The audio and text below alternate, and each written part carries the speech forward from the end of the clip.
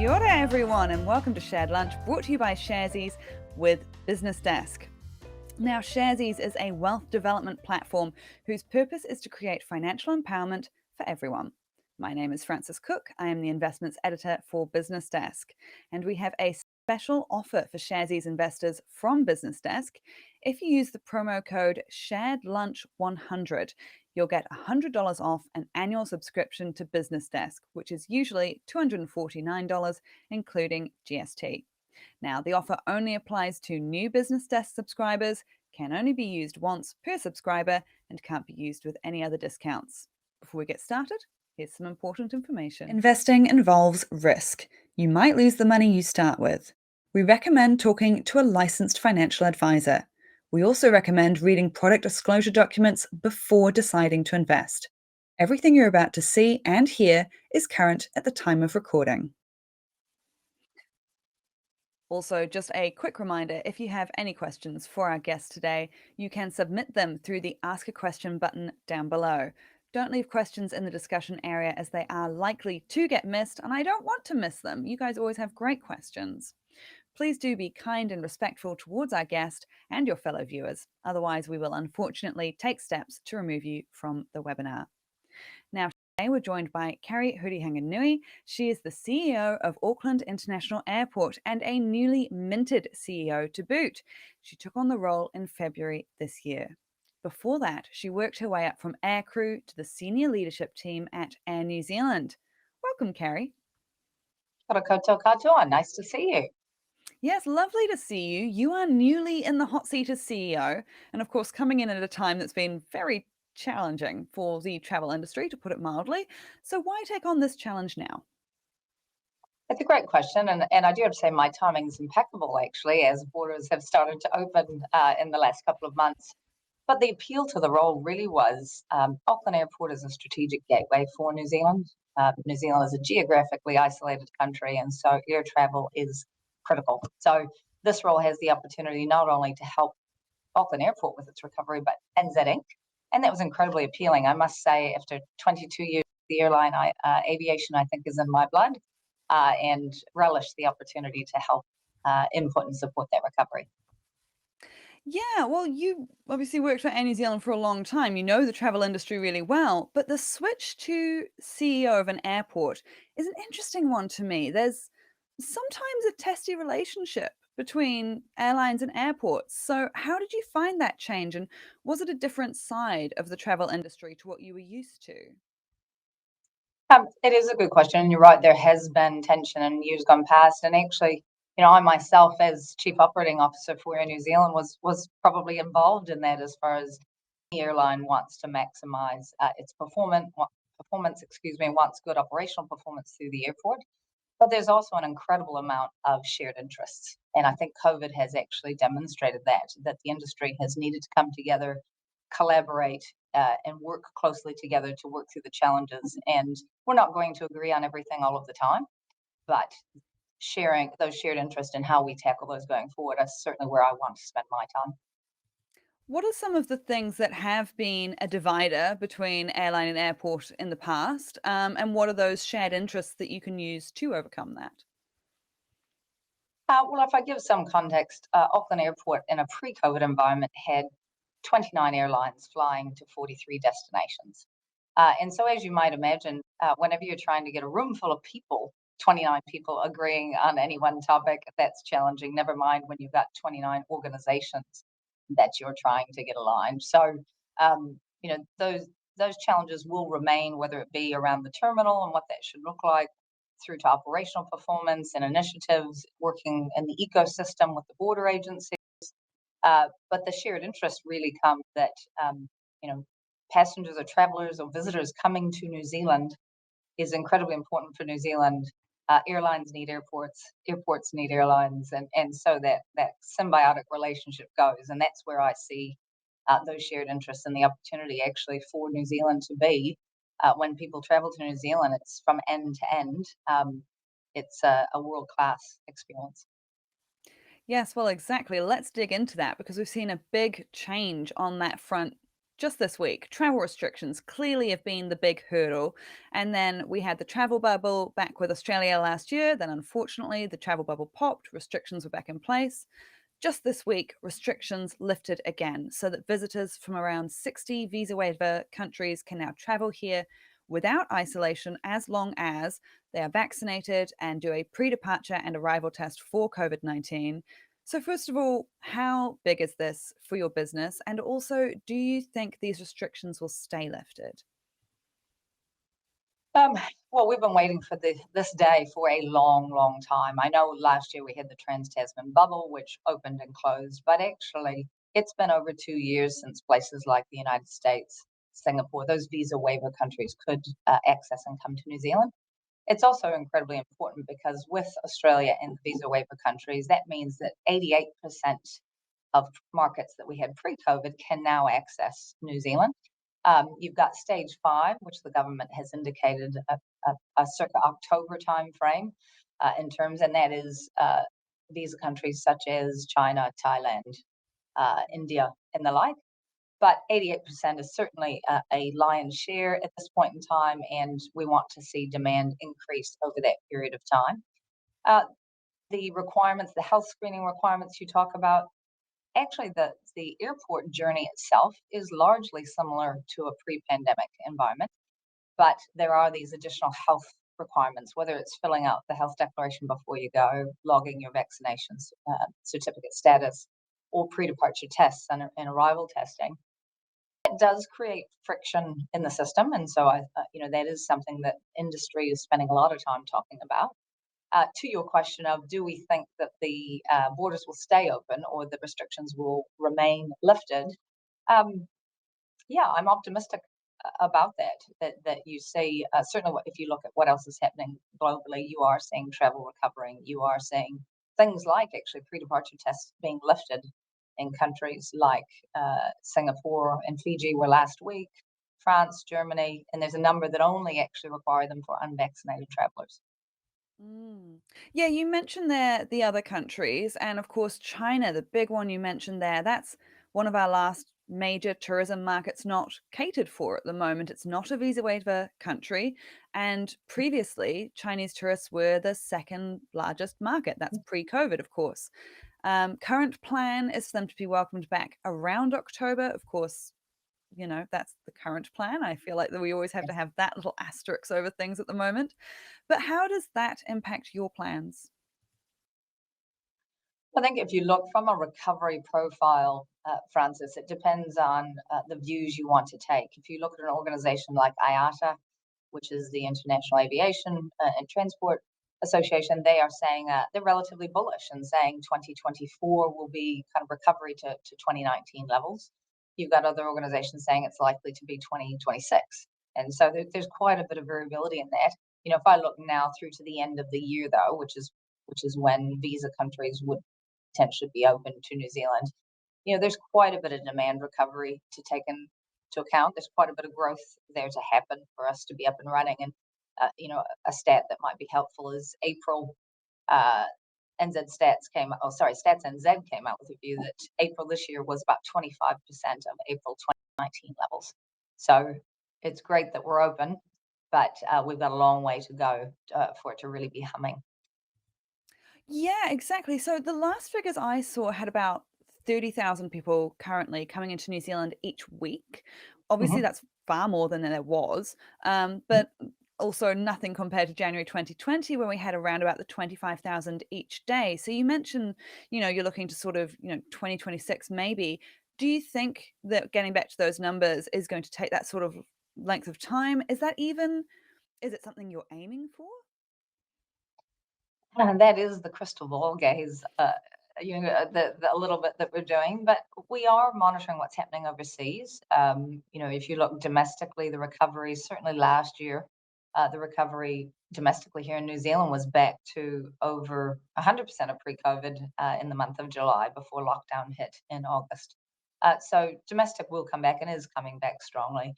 But if you look in the US and Europe, the latest stats that I saw just last week for the previous month was Europe and US are sitting at kind of 80, 81% international traffic at a COVID level comparison. So there is pent up demand. We are seeing that the demand is there, and bookings are coming through, and airlines are sharing with us that they are pleased with what they're seeing.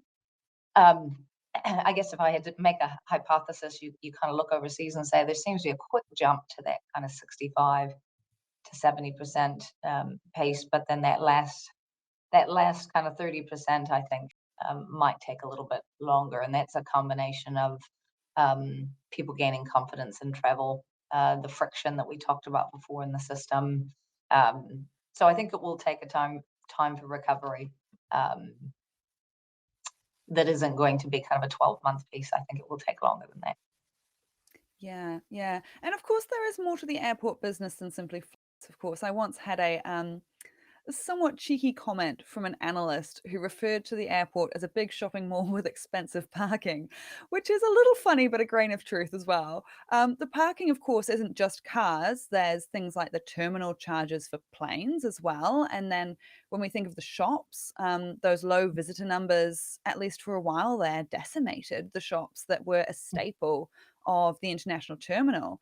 So, how are things looking in those areas? Yeah, and Francis, and I might just take a moment to kind of lay out what is Auckland Airport's business. So Auckland, our core business is clearly an airport, and we have, as you say, the arrivals, we have landing charges, we have retail in the terminals, car parking, but also I guess what I call non-aeronautical businesses across retail and shopping centres. You may have seen a couple of weeks ago in the news, we've got a outlet center that we are building for 2024. We have hotels, we have commercial property, and quite a large business park on the premises. So it is more than just the airport, but certainly that is our core business. Your call out's absolutely correct. In the international terminal, last year we were looking at less than 5% of pre-COVID passengers going through the terminal. So if you're a retailer, their fortunes are made on passengers traveling through the terminal. So they have had a tough time, and for many they actually have shut shop. They haven't uh, withdrawn from the airport, but there just wasn't the activity at kind of less than 1,000 passengers going through the terminal a day at its low point to justify opening for a 20-hour window. With the few flights that were coming in were spread throughout the day. We are seeing that picking up. Clearly they are coming back. We've got about 32% of our international retailers back open, and more opening over this month into next month. So they are keen to get back up and running. But again, you look at the environment that we have more at a macro level for New Zealand and globally. The supply chain issues do make that challenging for restocking, particularly for some of the long lead luxury items. Recruitment, I think the latest figures came out last week or earlier this week, actually, at 3% unemployment. And so retail and hospitality all over New Zealand, is struggling to get the talent. And they are getting there, but just not as quickly as they'd like to ultimately. But they are committed to reopening, and we're doing all we can to help them. How long do you think that side of the business might take to recover? As far as the retail in particular, Yeah. um, well, again, it depends. You've got this inextricable link between two things, one being passengers, and so the demand recovery itself will play a key role in that. So that goes back to our, do you believe 2024, do you believe 2026? But then also on a tenant basis, as far as that reopening, we're engaging and they are looking to open as soon as they can, but that may vary from tenants that have already opened through to it may take several months for some of them, depending on size, scale, and elements. But yeah, the passenger demand recovery is going to be the primary driver. Mm. And your recent financial reporting, you did have an underlying loss. You also had an underlying loss a year before that. I think it's probably fairly understandable. I mean, what was the biggest driver of those figures? Well, very much just what we've been talking about, that actually, an international network that's less than 5% of what it was previously, and then the passengers that go with that. So both your aeronautical landing charges that go with that, as well as retail and all those elements. There just has not been the activity through the precinct that there was previously, with the exception domestic has had, it rallied quite strong last year in terms of Kiwis. What is it? Go explore your own backyard, I think was the campaign, and many Kiwis absolutely did that. And then we had the lockdown from August to December, which really closed that down as well. But yeah, it's been very, very quiet. So we are delighted as borders reopening to see life being breathed back into the international terminal. Yeah, and of course, in those half year figures, it did show a really strong performance for your commercial property business, as you've mentioned as well. So, do you Mhm. think that's something that will continue to be important as you move through recovery mode, or was it maybe more of a blip because of the recent strange times? No, our commercial property and business, the business park, has actually year on year for a number of years had strong performance. We are saying, we have 180 hectares of land that can be developed in regards to that space. We're seeing a lot of freight and logistics firm that actually the airport precinct is a great place for businesses to come, particularly with exports and engaging. So we continue to have a very high level of interest for businesses wanting to move into the business park, and we continue to work through that. So I actually expect that trend to continue as we go forward.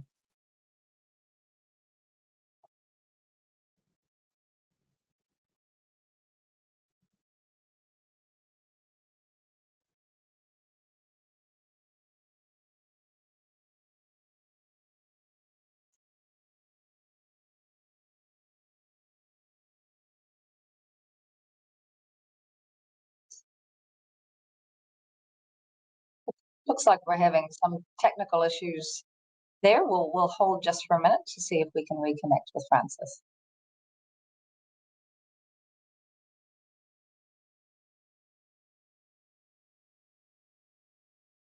Well, in the meantime, I might actually keep chatting away and giving some insights into Auckland airport as far as kind of who we are and what we do. We've been talking there about the commercial property and the airport itself, but some stats that might be of interest that actually 74% of all international arrivals into New Zealand, again in a pre-COVID world, actually came in through the front door here at Auckland.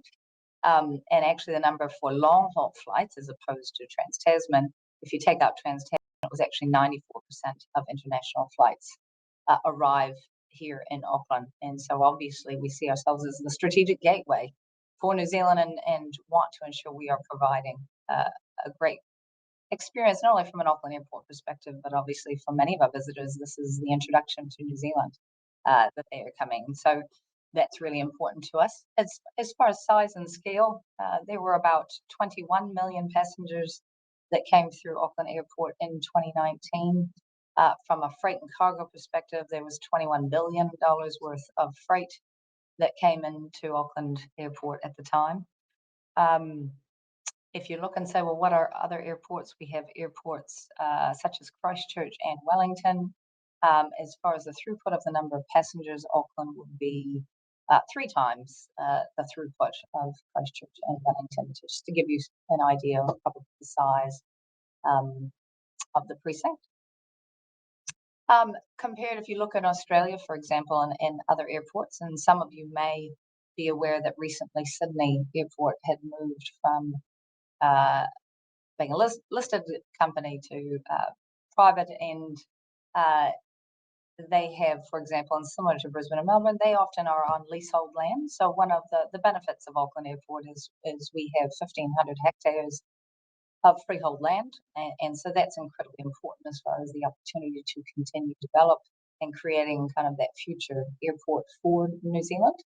Um, we don't have any curfews. Many airports have curfews that require uh, you to land and depart within particular timeframes, and we don't have that constraint at Auckland, which is also beneficial, particularly from the perspective of foreign airlines.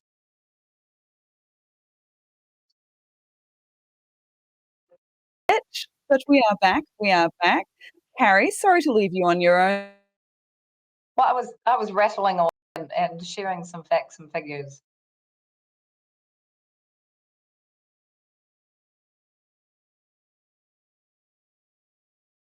Right, I think we've lost Francis again. What was my train of thought there? I think I was sharing in terms of curfews, the 1,500 hectares of land that we have here from a development perspective.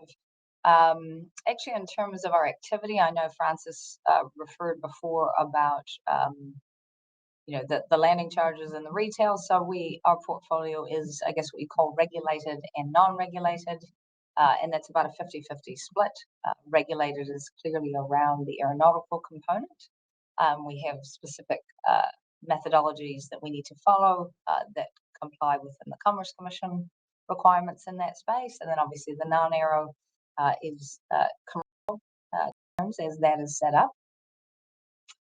And I'm trying to think what other facts and figures I can share with you about Auckland Airport. Actually, there's going to be a tremendous amount of activity in the coming years. Just prior to COVID, we had a $2 billion program underway where, for many of you that will have traveled through the domestic terminal, that building is one of the original buildings. And Auckland Airport's first international flight was in 1966. So it's been around for a long time, and we really want to improve that domestic terminal experience for our customers. And so prior to COVID, we were looking to build the integrated terminal, which will take domestic jets and integrate those into the international terminal. That was paused, which was prudent with COVID hitting and the unpredictability of that. But we actually have just recently begun the enabling works to prepare actually to kick off that work again. There'll be a transfer hub, which is where you pick up and drop off. There's car parking that will provide for charging of EVs going into the future, the potential for valet parking for airlines and other elements. So those are two really big projects that are we're reinitiating and really excited about as we think about building, in effect, a better future here at Auckland Airport and ensuring that we're match fit to go forward as New Zealand's recovery continues, but ultimately grows into the future. So some really exciting things in that space.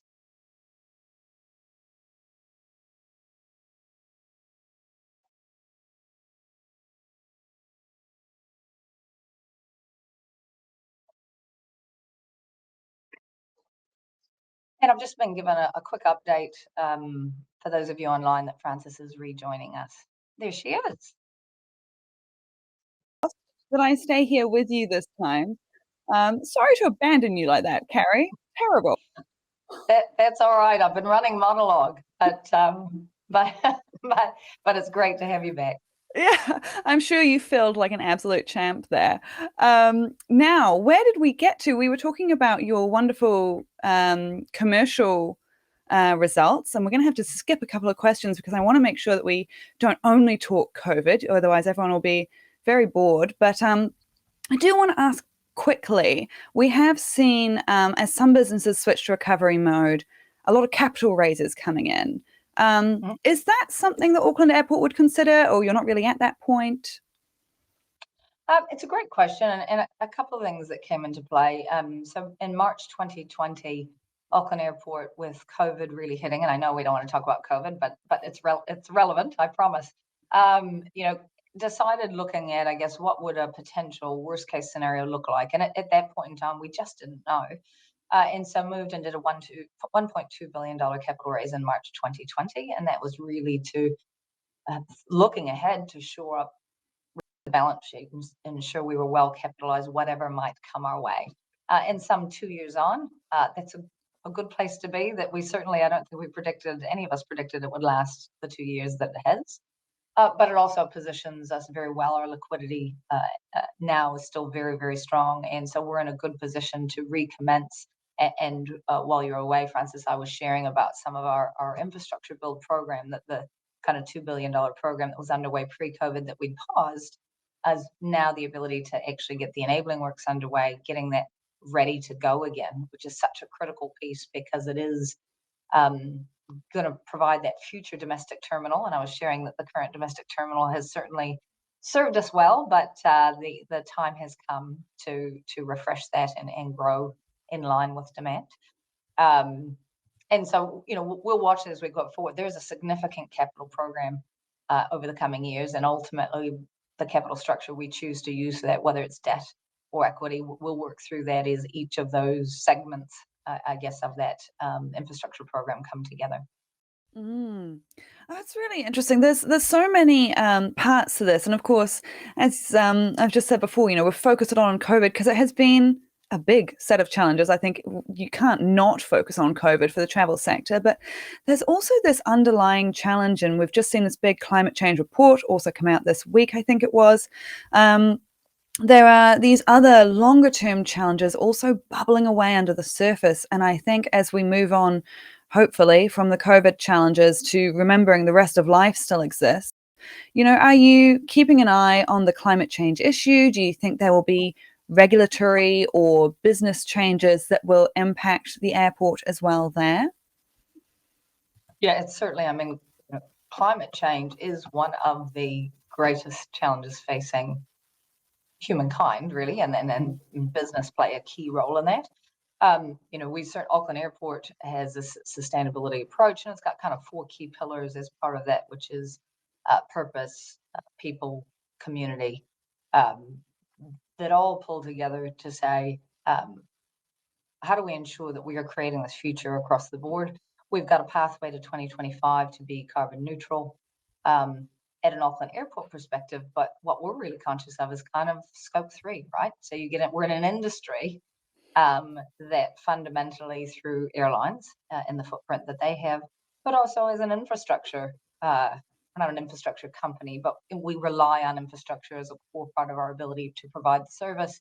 And as we think about sustainable infrastructure as well. So we're working through our strategy in that space now to take us forward for the next 10 to 20 years because it's critical. And we all have a role to play, and everyone's going to need to step up and, as you say, make changes for us to actually drive change. It's not going to happen by tinkering at the edges. And it's a collective effort, right? It's a bit like sustainable aviation fuel. No single airline is going to be able to bring that to life. It is going to require industry, government, coming together, that there's the right legislation and the right input to that to actually step change what's required in that space.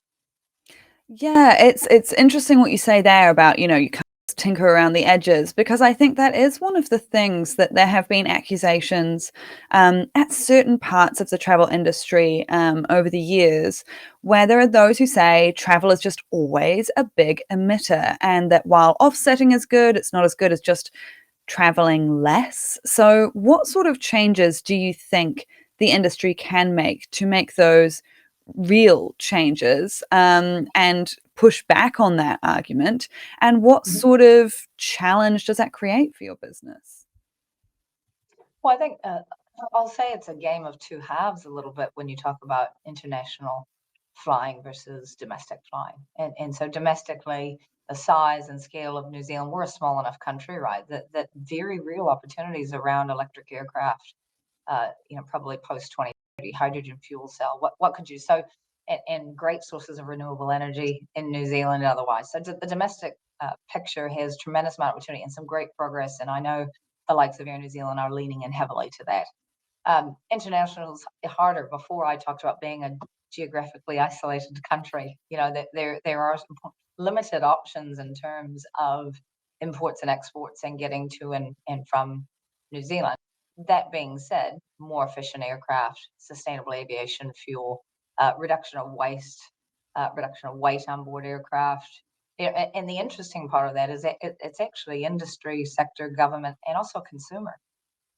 It's an interesting piece, I think, to go through of saying, well, are there things, would consumers trade off things on board the aircraft to help reduce weight that contributes then that rather than not flying, actually the experience of flying might look different because if you could reduce half a ton per aircraft per flight by what you have on there, in-flight entertainment or otherwise, would those be trade-offs that actually would work? So, and I realize that's not purely an airport perspective. That's probably more my airline background, but there are opportunities there, but it does mean change, which was your point of saying change of behavior has to be part of the recipe for us going forward. And an airport, so then drawing it at an airport perspective, it is we are building infrastructure. How are we understanding the materials and the carbon footprints of those materials?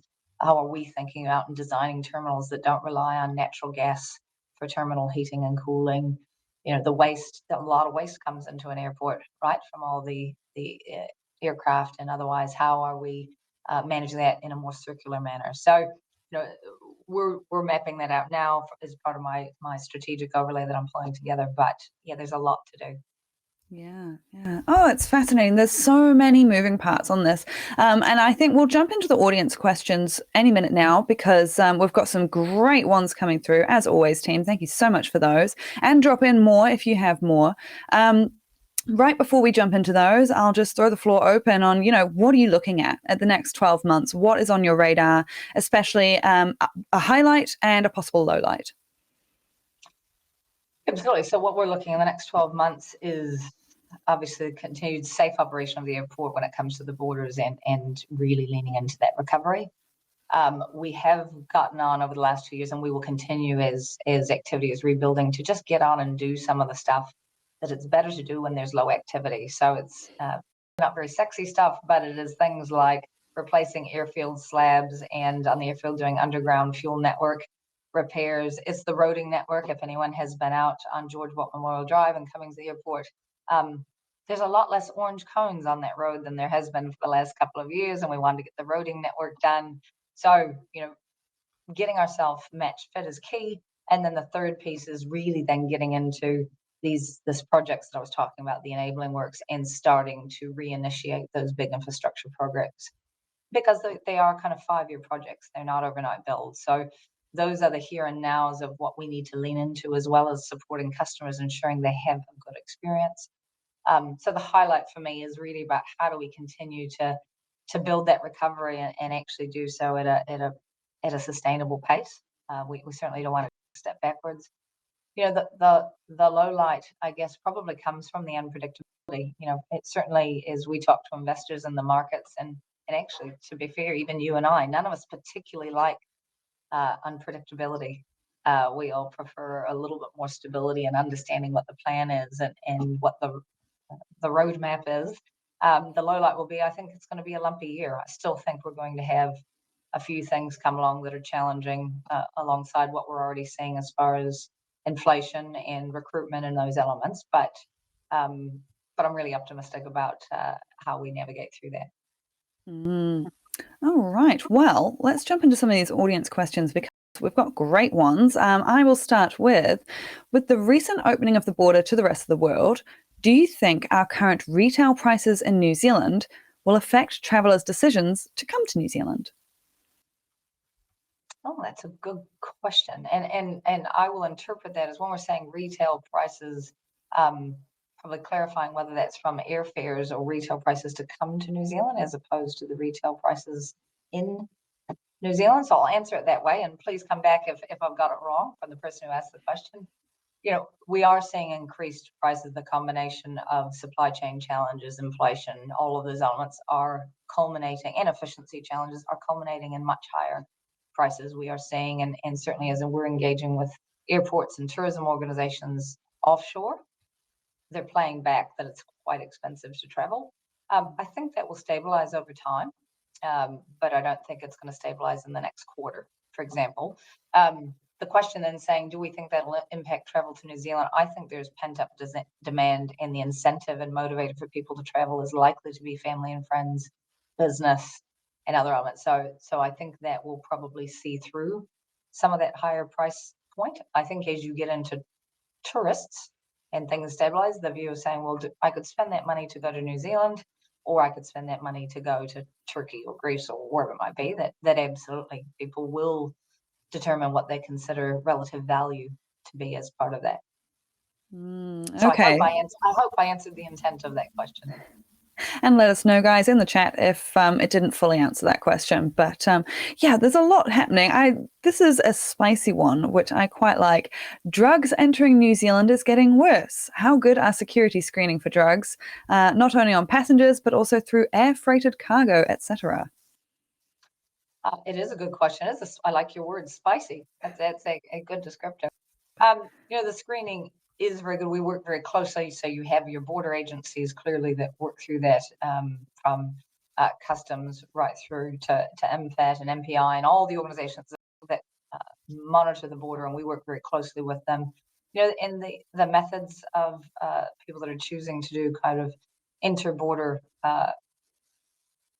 importing and drugs in those elements are getting more and more savvy. So it is a constant. I know as we engage with the border agencies, they continue to invest in technology. They continue to invest in their monitoring and intelligence to help to manage that. So it's something that we can never take our foot off the gas on that, because there is always the next one that somebody's going to try.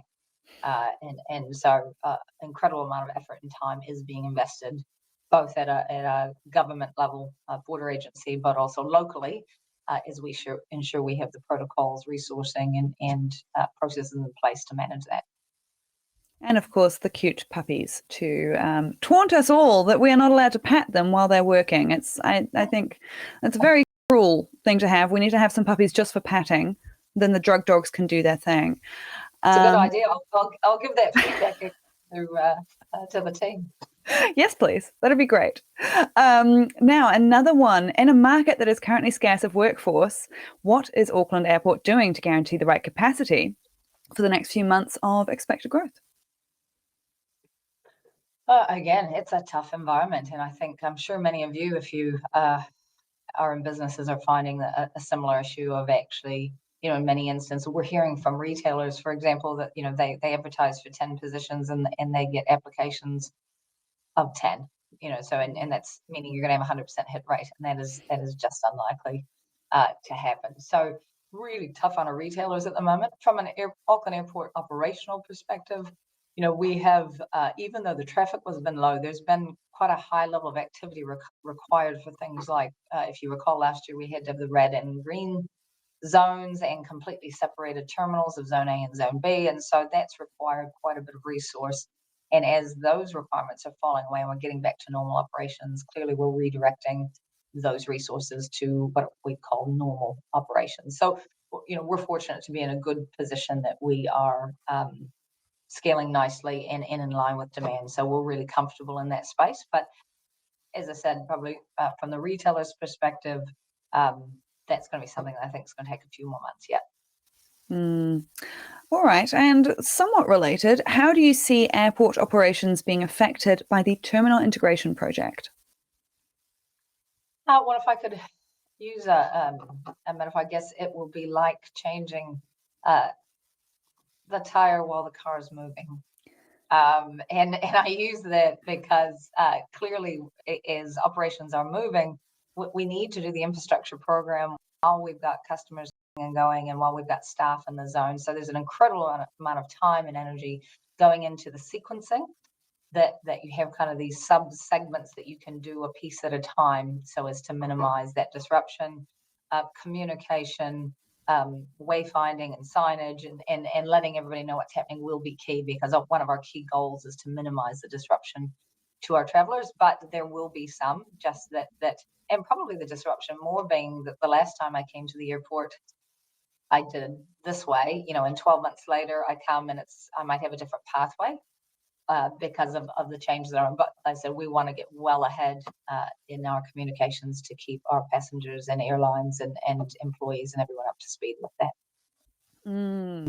Now, this touches on some things that we've talked about before on the commercial space. Is it true that Air New Zealand will move their headquarters into Auckland Airport? I will also add my own question onto the back of that. Seeing as they did already have that space, does it change things for you as a business now that they're moving those headquarters? Really good question. So I think it was last week or the week before that Air New Zealand actually had publicly announced that they are planning to move from the city out to the airport. Air New Zealand already has a very large campus, which is where all the maintenance hangars and offices are. So they are moving into that existing location that they already have and have had for many, many years, which I think is a great opportunity for them to bring their operations together. It doesn't fundamentally change anything from an Auckland Airport perspective, as they are already a tenant of ours. They'll continue to be a tenant of ours.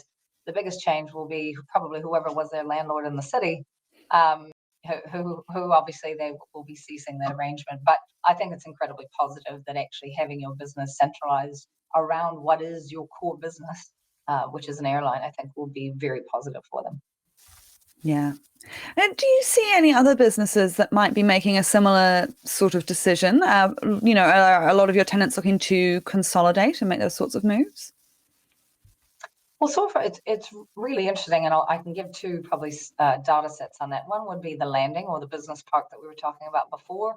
That's got a 98.6% occupancy rate, a weighted average lease term of 9.4 years, which is very long, very uh, exceeds probably market average, and a very long list of prospective tenants that would like to come in. So we're not seeing the exit. If I go to the retail picture, um, of the 91 operators we have in the international terminal over the last 2 years, we've only had 2 exit, and those 2 actually exited that wasn't related to COVID impact issues. That was something that was already underway before COVID hit. And actually, we've had 2 more join as new tenants. So we're really pleased that even through COVID, and we've done all we can to assist and support, but that to basically have a full book and not have lost a lot of tenants over the last 2 years is a credit to everyone involved.